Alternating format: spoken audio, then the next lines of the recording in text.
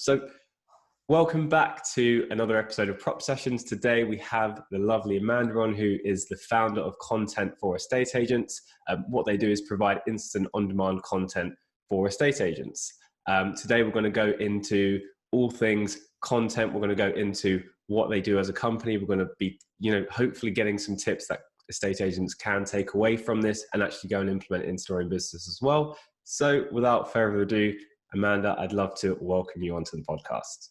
Hi, Ebs. Yeah, it's great to be here. Thank you very much for inviting me on. I'm really excited. Glad, me too. So I think one of the things I want to dive into first is content, shockingly. But actually, what I want to talk about is, I've really been seeing your content lately. It's really been popping up and it's really been catching my eye. It's clear that you actually practice what you preach, which is something I personally love, people who actually practice what they preach. What's, your personally for you, for the business, what is your personal approach to creating content? For my personal business, you mean, or for others? So I'd love to more hear about your actual thought process behind creating content. So before we go into the content that you actually make for estate agents, what is, your process to actually making content in the first place? And the reason I ask is I think a lot of people find it a little bit daunting, they know they should be creating it, but just have no idea where to start. And I'd love to hear your kind of thoughts behind that. Well, I think for a lot of people, it's hard to know, it's hard to be creative, I suppose, because, we're not all blessed with being creative. And some of us find it hard to think about, what we should be adding to our social media or to our blog pages or our news pages or whatever. And that's when it kind of gets a little bit overwhelming and starts to feel really daunting, because you kind of get into the mindset that I've got to post something. And that's when people start posting things that are really not relevant and nothing to do with their actual target audience. And so like you say, I do practice what I preach. And I feel it's really important for me to not only add something to my social media and to my blog really consistently, but it has to be relevant content that is actually going to make people engage and bring people to me. And that's exactly what estate agents should do as well. So I find that it really helps I'm looking for inspiration all over the place, all of the time. And it's funny because actually just this morning, I just posted, it's just a little snippet. It's not even about content particularly. It's not really related to estate agents, but it's something that will probably resonate with a lot of people. And I recently bought a new MacBook, and I was just messing about with it, and I suddenly realized that there's this touch bar thing on it. And if I type a certain word, an emoji pops up. And I just got really excited about the fact that this amazing thing was available to me, because I use emojis a lot. And so I posted about that on LinkedIn. And actually I added it to my Facebook, Twitter and Instagram as well. Because it's something, it's not boring. It's just a light-hearted little thing that I thought of. And the inspiration came from that, just from me literally using my laptop. So it's actually quite easy to find topics and little bits of creativeness all around you. But usually people aren't looking for them. That's what happens. So it's not as hard as people think to create, particularly for social media. It's not as hard as people might think to, just pick up little snippets that are interesting to other people. That was a bit long-winded. It's really funny because I know the exact post you're talking about because I just saw it on LinkedIn. Yeah. And yeah, funnily enough, I use a MacBook myself, and the first thing I did was I went and actually looked, and I didn't notice that it did that either on the touch bar. I know, it's amazing. And I guess that is really interesting, because I think, one of the challenging parts of creating content is, obviously you want it to be valuable in some sense, but then I guess value is kind of brought about in different ways. And I guess that relatability is something that maybe is like you said, it's not difficult to do. It's just kind of looking for it. So I guess Yeah. what I'm trying to get to is there some kind of split that you should have between different types of content, or do you, the way you look at content, do you look at it as different categories of content, and how do you go about that? Prop Sessions is brought to you by Prop Media, who partner with agents to generate 50 exclusive seller and buyer leads every single month on autopilot. That's guaranteed, or you get your money back. If you're interested in trying out Prop Media risk-free, head over to www.propmedia.co.uk to book a call today. Now. Well, I try and split mine. So I post on my blog once a week. So, and that's usually a tip or something really valuable. Because if someone's going to take the time to read an entire blog post, which is normally only about a 2 or 3 minute read anyway, but still that person has got to be engaged enough to, use those 3 minutes and read it. I feel that should be where the value is, because obviously they're bothering to take the time to read, so make it something worthwhile for them to read. So blog posts in particular, I normally make sure they're valuable. They've got a tip in, or how to do something, or a piece of information that the reader can literally go, oh yeah, I didn't know how to do that, and now I can do that, or oh yes, that's a good idea. So something valuable. When it comes to social media, I think the split is slightly different. So yes, you do need value posts, but if people continually see posts where you are kind of combining that value with trying to sell to them, that's not going to work. So yes, you do need to sell, because the whole point is, you're running a business and you want to get sales, or you want to get clients. But you need to do it really, really subtly. And the way to do that, again, is to offer that value, but without being salesy. But then in between those value posts, then you add the little personal bits, and like the emoji posts that I've just talked about, and maybe a bit of personal information about yourself as well, so that you become really relatable. And that's the way, show your personality, because that's the way, at the end of the day, that you are going to get clients. So I roughly would try and split it normally about 80-20. So 80% not selling or anything salesy at all, very loosely related to my target audience. And then the other 20% is going full on in with valuable stuff, and also testimonials as well. They work really well on social media. So I try and, within that 20%, I try and get in the testimonial and the value, and a tiny bit of really subtle selling as well. So yeah, it's quite a small amount, to be honest. Brilliant. And so with this, content platform that you've created, when you first, and how long have you been doing it now? Is it a couple of years you've been? No, well, I've been working with estate agents for a number of years, and I've been writing content for over 15 years. But the subscription site, the Content for Estate Agents, that's I started that. Well, I launched it back in January, so it's a fairly young kind of side to the business at the moment, but it really took off. So there's obviously a demand for it. So yeah. And so obviously you've got so much experience writing content. What was the reason for actually starting Contentform as more of a subscription business for estate agents specifically? Yeah, well, I always knew there was a demand for content, obviously, because I'd been doing that previously. And I've been working with estate agents, and I've noticed that there were a lot of abandoned kind of blogs out there. So, I'd land on an estate agent's website and it would look lovely, beautifully, all singing or dancing. And then there'd be this little tab and it would say blog or news. And I'd go there and it would just be, tumbleweed. So I realized that there was a need for content for estate agents, but I also knew that just because of the nature of the business, that they weren't going to be prepared to pay, huge amounts for content each month. It needed to be a really affordable option, and it needed to be something that they could access really easily, 24/7 really, so they could kind of dip in and dip out. And because estate agents are busy people, you know, it's very rare that they're actually at their desks because they're out at valuations and whatever. So doing it via a subscription site seemed to be the best way forward, because I could make it affordable, and I could make it easy to access for them. And it turned out to be the right way to go about it. Although I do bespoke stuff as well, but you know, the subscription model seemed to work really well.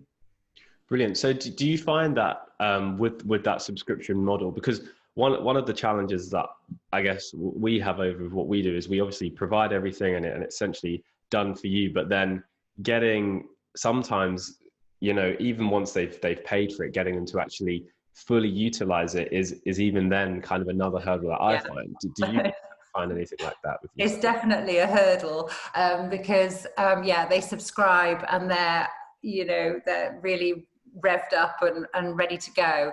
And then, but I just have to constantly remind them really to get in there, download your content. You know, I don't want them paying and not using it. That, you know, defeats the whole object.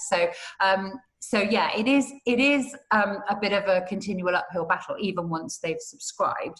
But having said that, I do keep in touch weekly with every subscriber, and they get prompts. And as soon as new articles are uploaded, which happens once a month, they get an email. So, you know, there's various things that I'm doing throughout the month to make sure that that they are utilising it. And actually, once they get into a kind of routine and see the results, they're way more inclined to actually carry on with it. And then it does become part of the routine, and it is something that they do regularly. But it does take a few weeks for them to kind of get going.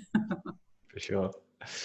So on another note, what are some of the biggest mistakes that you see estate agents making? And it can be content, doesn't have to be, just generally at the moment. What are some of those, you know, big pitfalls you see them falling into?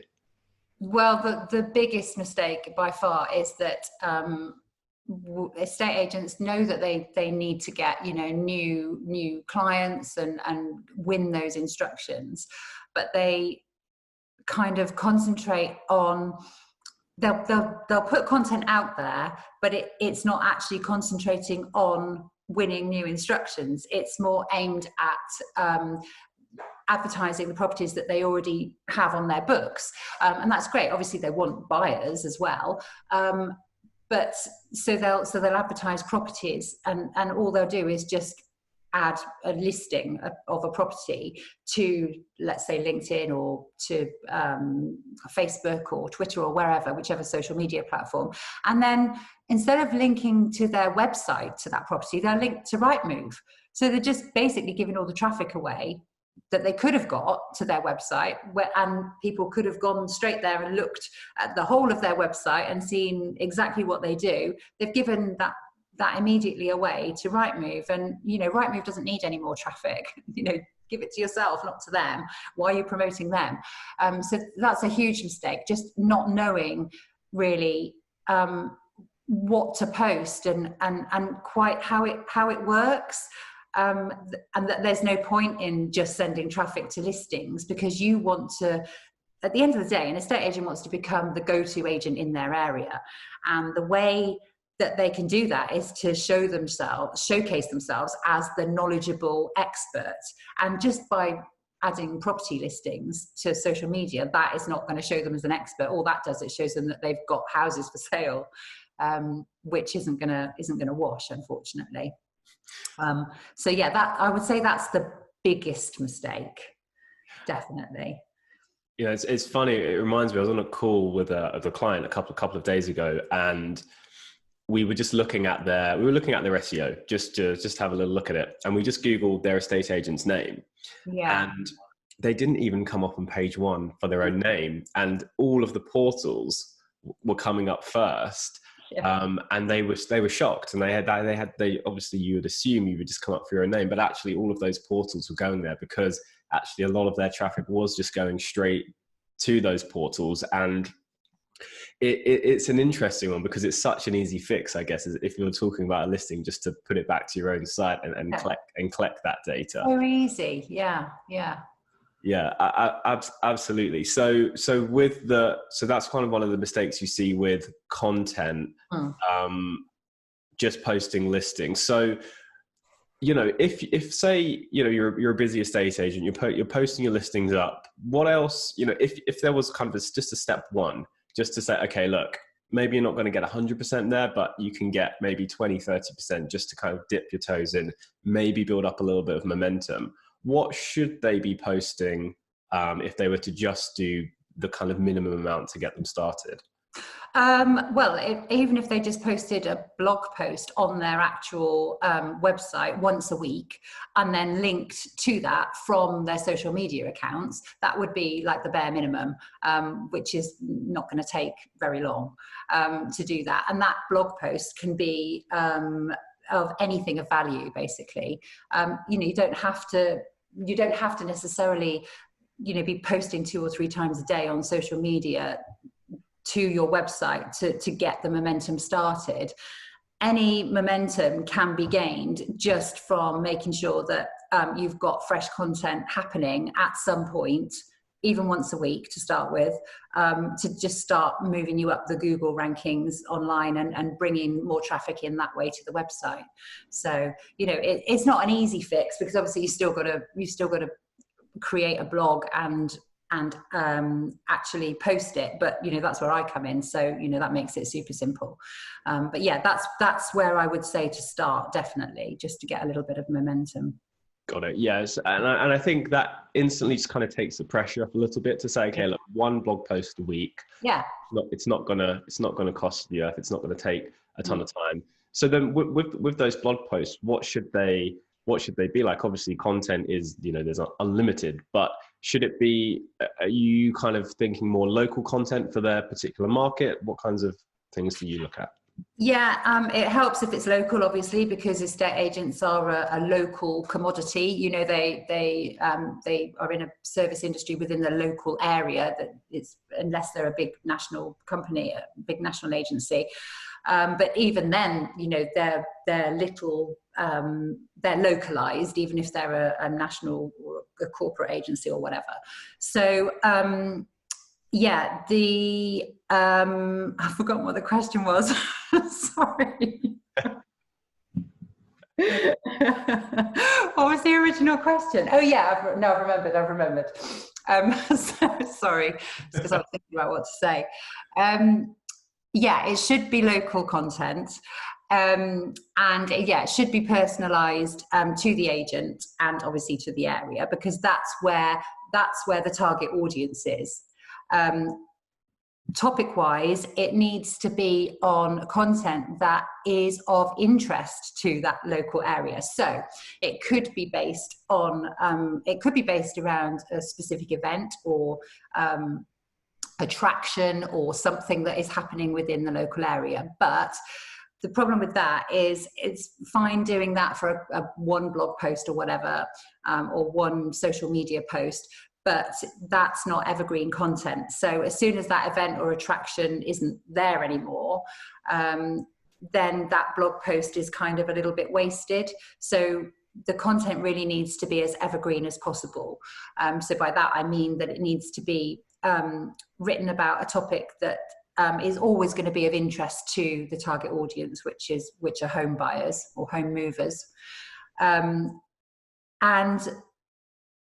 Those people are always looking for interesting and informative information. So, for example, we research all our blogs, articles before they get uploaded to the site. We know that the content that we provide is actual content that people are already searching for. So, for example, we know that people who are moving home search for how to move home with a cat. Which sounds really weird, but it's a topic that is searched for on Google. So if you're an estate agent and you have got an article based around how to move home with a cat, then you're going to come up in that search for that area. And then people are going to realize that, oh, they're quite knowledgeable, you know, and they'll go and check you out, and that's how you win the business. So yeah, it needs to be local, valuable, but it also needs to be highly relevant. Got it. So you got to make sure that the research is also done prior, you know, whether you're looking at search volumes and things like that, to make sure actually what people want to know about. Yeah, exactly. There's no point in just posting, you know, there's no point in plucking a topic out of thin air just because you think it would be a really good topic to write about. It has to be relevant to the target audience. Otherwise it's not going to work. Nobody will see it if it's, you know, just a random topic that, you know, it has to be researched, definitely. And I guess actually that makes it, again, much more, because I'm just putting myself in the, you know, the mind of an estate agent. You know, they might not necessarily think of themselves as a creative type or as a writer, but actually if you then think, okay, well, let's just start from the end, if we kind of reverse engineer it, rather than sitting there and thinking, we have to come up with something to post today. How about just going, all right, well, what do people actually want to see? What do they need? And then creating it based on that need. Yeah. I think actually it then makes it so much easier because you're following a little bit of a path that you know. And you already know what they want. So, you know, it's easy to write about things that you know people want, especially if you've been chatting with people as well. You know, if you're in your estate agency and you're talking to a client, and I spoke to an estate agent last week actually, and he said, oh, we get loads of people come in and they're always asking for information on how they should prepare their home when they're going to put it on the market. And I said, well, great. Do you know, have you got a blog post about that or an article? Have you got a little e-guide or something that you can send them so that they know what to do? And he was like, oh, no, we haven't. So there's an obvious piece of content right there that someone, somebody who is a client had actually, you know, handed to them on a plate, but they still hadn't done anything about it. So now we're doing it for them. But, you know, it's great. But little things like that, you know, estate agents need to listen to their clients as well, because that's what I mean when I say, you know, there's creative ideas all around you just have to listen and then flip them slightly, and then you've got a great piece of content right there, you know. But I know it's hard for people that aren't particularly creative, because they don't think like that, you know, and we can't all be good at everything, you know, and if creativity isn't your thing, then yeah, it's always going to be slightly harder. No, I think that's real absolute gold though, because I think by looking at it or just, you know, listening to what their clients are saying, and I'm sure actually a lot of the time, if, you know, estate agents just think back at what are the common things that keep coming up when we're doing either viewings or doing valuations or along the process, and I'm sure even just having a little think, that would open up lots of different ideas for content. And I guess it's looking at it from almost a problem solving approach. You know, what issues do they have? And it's probably, I guess it's probably stuff that they're talking about a lot of the time anyway. Like that example you gave, I think is a perfect example of questions that, you know, their vendors might be asking or their landlords might be asking. And then just using that for content. So I guess like you said, it's just looking for it and just having your mind a little bit open to it. But I think that's a really, really great place to start for a lot of estate agents. Just, well, the people I'm talking to every day, it doesn't necessarily require any more effort. It doesn't, because they're already having that conversation. And if an estate agent can solve a problem or answer a question within a piece of content, then, you know, you're halfway there already. You just got to write it then, you know. So, you know, that's the easy bit really. And with content, one of the things I wanted to ask you, obviously I know a lot of the content you provide is obviously blog driven, which is really going to help with, you know, the value piece, and it's going to help bring you know, SEO, it's going to help bring organic ranking.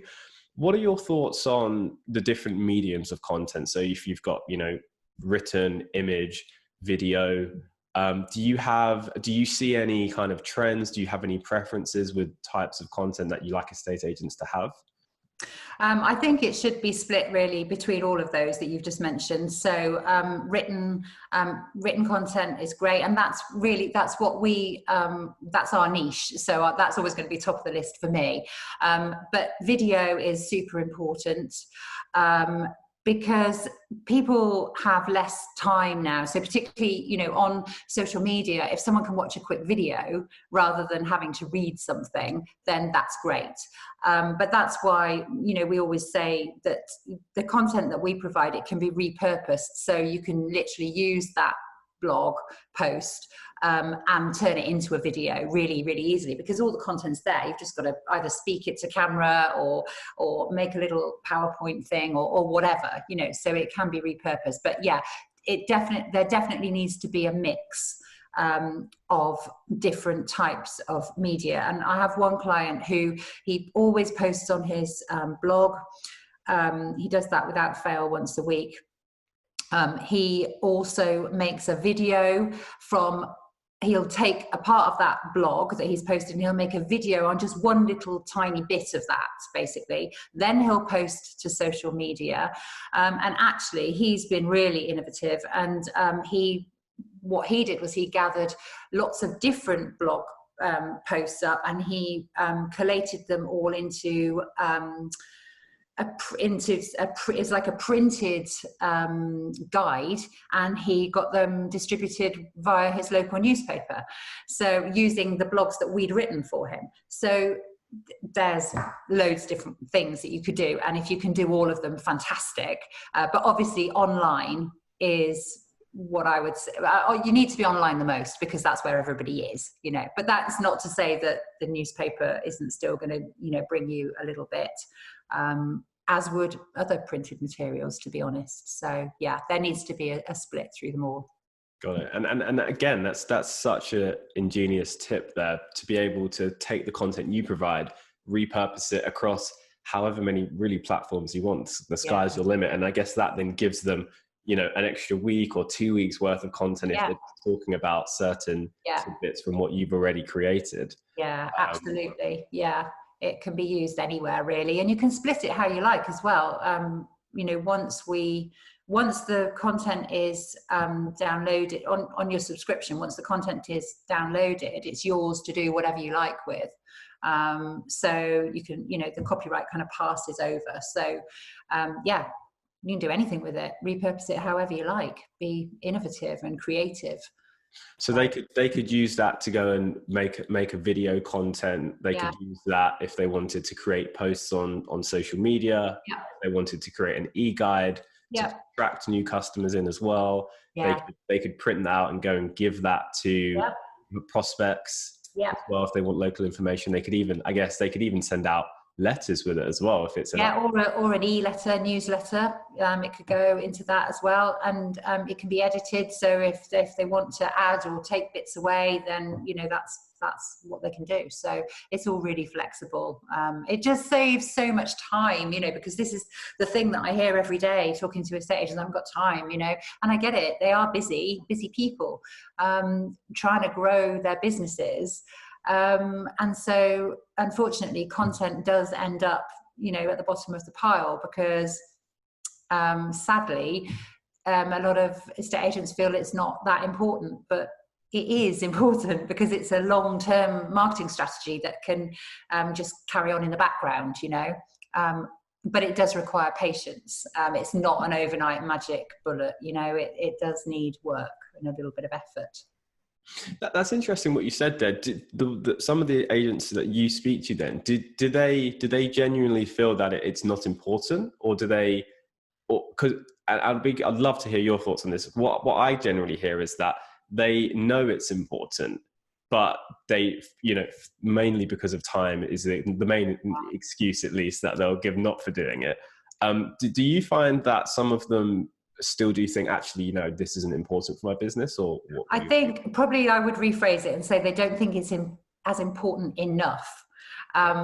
So I think that's probably a better way of putting it. So, I mean, there are some that don't think it's important, because I think, but that is usually the more really well-established agencies that have been going for years and years and years, and they feel like they're just, you know, trotting along quite nicely, nice little comfort zone, and they don't need it. But what usually happens is that agents they understand that they need the content and they need to do the content marketing. but it's not a priority for them, because their priority is going out on the market appraisals, making sure that, you know, people are buying the properties that they've got on their books, and they're forgetting that this can simply just, you know, carry on in the background, nicely low level, you know, just ticking away. And because they've tried it, and because they haven't had that instant, you know, influx of clients, they're like, oh, well, you know, that didn't really work. I can't really, what's the point of me doing that? And that's why it becomes more unimportant to them. But it's not a short-term thing. It's a long-term thing that has to be done consistently. And if more estate agents can understand that, then I think that's when we'll see more estate agents actually starting to consistently publish content again. You know, and I hear that all the time about, you know, of course, everybody wants instant results, right? Well, that's how we're geared to want them. But one of the ways I think about it is with this content that's going out, you can produce something now, and you may get engagement straight away, you may get inquiries straight away, but actually that content is still there in 12, 24 months time. And actually somebody might find you all that way into the future. And I almost imagine it as, you know, estate agents have all different ways of marketing and outreach, whether it's, you know, calling, emailing, going through databases, running adverts, and all of these things. But actually the thing is with content is it's essentially free, or if you use a service like yourself, it's very, very affordable for pretty much any estate agent. Yeah. So for next to, you know, for a very small amount, or by doing it themselves, you're actually getting all of these kind of opportunities to get in front of people and give people a reason to want to come back to you, and that's there forever. Yeah, exactly. You know, and I think, sorry, go ahead. And I was just going to say, I think that's one of the things that estate agents forget. They think that once that blog post is published, it's there for, you know, a week, and then that's it, it's done. But it's not. It's there, and actually research has shown that things like blog posts, if they're written on a topic that people are searching for, they build and build and build momentum. So actually the older they get, the better, really, because the more momentum they achieve, and the more views they achieve, and the more they get out there. So that's the whole point of the evergreen content as well, to make sure that, you know, if somebody does find your blog, you know, your blog post a year down the road, that it's still going to be relevant and accurate. So yeah, it's something that isn't thought about and should be. So I guess content's like a fine wine; it gets better with age. Yeah. Good analogy. Yeah. Definitely. So besides content, I'd love to hear your thoughts on this, because I know obviously you have a lot of estate agents that you speak to. What else should they be doing more of in your view? As well as aside from content, you mean? Yeah. Well, they need to just be more in tune with their community and their local area. You know, from my experience, estate agents like to be seen as, they like to be known in their area, but they actually don't give themselves a reason to be known in their area, if that makes sense. You know, they want to be known as the go-to estate agent, but why should somebody choose them as the go-to estate agent? So they need to get out there into their community, and actually, I'm not talking about, you know, necessarily supporting, you know, local charities or schools or anything like that, although that is a way of doing it. You know, I know some estate agents do sponsor events and things like that, but you don't necessarily have to do that. It's just about being seen to be knowledgeable and helpful within that local community. And some of that does come through content, obviously, because that's a way to get it out there. But just be visible, you know, if you've got a high street branch, I know it's a bit difficult at the moment because obviously with restrictions, with COVID, etc., you know, it's hard. But, you know, make your agency a welcoming place for people to go, that they know that they can not only just, you know, just come in because they want to instruct you or to buy a property, but knowing that you will welcome them at any time and offer them advice with no obligation.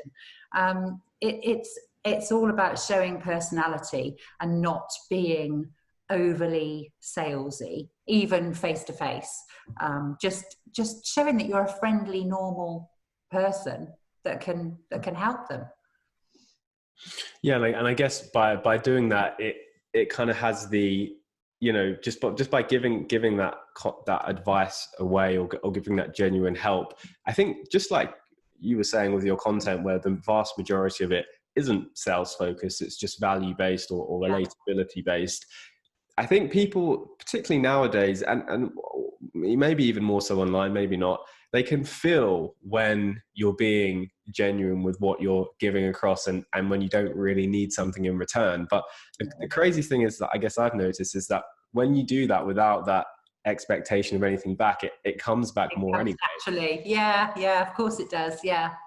Sometimes too much effort is just too much. It just, you look like you're really trying too hard, and it's just far better to just go with the flow and be natural, and that's the way the business comes.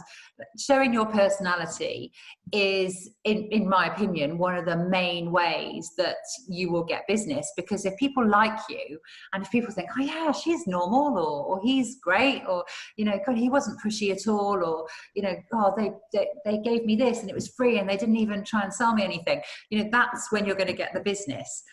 Same with the content, you know, and that's why I suggest that you don't, that's why I suggest you add your personal posts to your content. It doesn't have to be all corporate and businessy. And actually, that's another thing.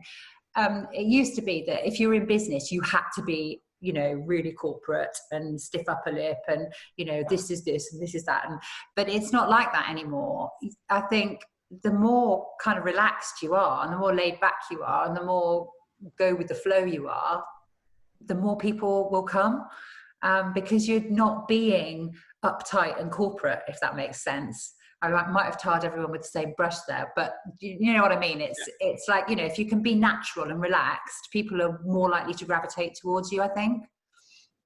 Yeah, completely. And I guess that's the thing, is there's two ways. You've got that in person when you actually go around and meet them, but then you've got that in your content as well, which is, what we're seeing is that the seller's journey is starting so much earlier now as well. We're seeing that now people are actually researching, you know, 1-2 months ahead, really looking online, looking at estate agents' websites, looking at their blog, looking at their content, their social media. So oftentimes, a lot of that impression is already formed before they've even met. You know, the fact that somebody has decided to call up an estate agent or to get in touch, a lot of the time we're seeing that they've already got an idea that they want to work with them because of what they've seen. Yeah. And I think that's, I guess just from an educational part of this, to help estate agents realize how important content is. If you just look at it in terms of generating valuations, which is always going to be top of the list, you know, for obvious reasons, if you can increase that, you know, valuation rate, that valuation to instruction rate, by having all of that groundwork already done for you, all the heavy lifting, by the time you walk up to their house, they already like you, because I guess they've seen your relatable content. They already know that you know what you're talking about, because they've seen your local, local content on the market and what's going on. So then at that point, it's really just about meeting in person. And it's about living up to the expectation then of what you've put on your website, basically. So as long as you can smile and you know, show that you're a normal, friendly person, then, you know, you got it in the bag really by that point. And that would be, you know, that's the aim, isn't it? Yeah, and I think that's it. It's just kind of showing how much is in, you know, how much benefit there is to actually doing it. It's not just getting more engagements and getting more impressions and seeing your Google Analytics on your site, see the users climb. That's amazing, because that's instant feedback, which then helps to build that momentum. But then actually, when you start realizing your in-person conversations going better and everything translating through to the physical side of the business as well, then wow, it's, you know, that I guess that makes it so much easier to. Yeah, I mean, it's like if you're an estate agent and you turn up to somebody's house and you're gonna do a market appraisal, and you just stand there and you just waffle on about how amazing your office is and how many awards your team won last year, and that you're amazing, and it's all ego, that's going to turn your client off straight away. And it's the same with content. So it's far better to turn up and have a normal conversation with your prospective client about schools in the area, or how wonderful their garden looks, or what they could potentially do to their house to make it even more saleable. That's what they're going to want to hear. They don't want to know that you've won an award, or that you've got a squashy sofa in your office, so it's a great place to come to when they're signing their paperwork. They don't want to know any of that. And so if estate agents can take their egos away from their content and from when they're talking to people directly, that's when they'll win more instructions. It's as simple as that, really. Absolute gold. Definitely going to make a clip out of that. All right, cool. So to close up, I've got a couple of questions, a little bit different, and I'd love to hear your thoughts on these. So within the property industry, we all have pet peeves, things that we dislike about it, things that we love about it. What's one of your pet peeves about the property industry as a whole? Oh no, that's a really difficult question. As a whole, or it can be individually. However, no, do you know what I think it is, actually? I think, and actually it does it relates to words, because that's my thing. But when I see property listings, they're just so boring. Like, I don't write property listings. I probably could write property listings, but I've never it's not something that I do, because content is my thing. But I see property listings and they're all the same, and they're just all so boring. And it's just like, good sized bedroom. I mean, what's a good sized bedroom? And what's good sized? Or I can't think of anything off the top of my head now, but the words are also boring. They're not creative. They're not creative listings. There's one estate agent that I know that does really, really good listings, and they're just engaging and they're interesting. But all my local agents around here, they're all the same. They all write the same thing. I think they must go to listing school or something and get told to, but it's just one after the other, exactly the same. So yeah, that would be my biggest peeve. The fact that listings are boring and they don't necessarily sell the house that's being shown, if that makes sense. We are delighted to bring to the market this 3-bedroom, 2-bath, semi-detached house. Yeah. 3.5 kilometers from the local train station, 1 mile away. Getting contact now to book a viewing. Yeah. Yeah. There's one word, and I can't even remember what it is now, because you caught me on the hop with this question. And it's always used. It's something like, it's not like exclusive location. I can't remember what it is, but it's a word that every estate agent uses in every single listing. I just can't think what it is, but yeah. Like perfectly located or something like that. Desirable location or something like that, I think it is. That not everything is in a desirable location, but they just use it for everything. So yeah, property listings, yeah, no, don't like them.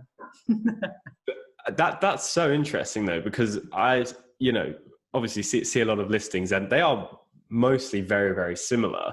And again, thinking about it, where do they actually learn to write listings? And I'd love to see that from you. Some advice on how to write good listings, along with your content. Do you think that's something that because pardon? It's worth thinking about, isn't it? Definitely.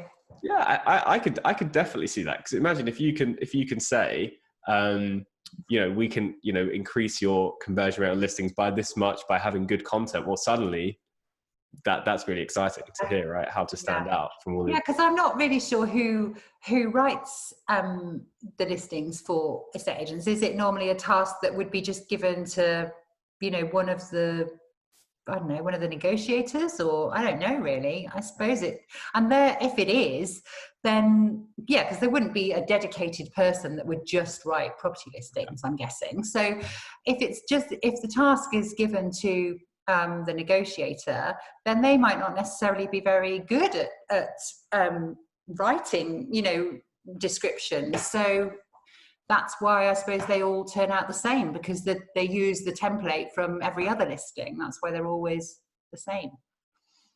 Yeah, and it's one of the things I've been thinking about a lot is being an estate agent is essentially being really good at marketing, right? You market to get your properties on to attract houses, and then you market the property to sell it. So actually, a huge portion of their job is marketing, writing content, getting the properties out there.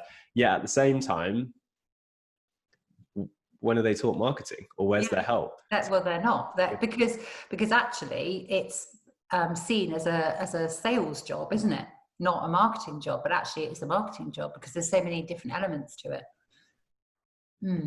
Yeah, that's actually real food for thought, actually, to end up with. And look, I just want to thank you for your time. I think this has been incredibly valuable. I think you've given away a lot of really, really valuable advice. I'm looking forward to getting this out to lots of estate agents who can go and implement this. And if you are an estate agent, listen to this, be sure to check out Amanda's website. It's contentfor.co.uk. Is that right? Yeah, or contentfor.co.uk or contentforestateagents.co.uk. Either of those will get you to the website. Yeah. Either will get you there. And I believe have you got a trial on there that people can go and check it out as well? Free trial. Scroll halfway down the homepage and there's a free trial button. It's one article. You can have access to the whole article library, but you get one article absolutely free to do whatever you want with, really. So have that one on me, complimentary, and then hopefully you'll join after that when you see how good it is. There we go. That's a really, really generous offer. Go check it out. You've got absolutely nothing to lose, and you'll probably get some really nice content from it as well. Make sure to link it everywhere as well so people can find that. Thanks very much. No, thanks, Ebs.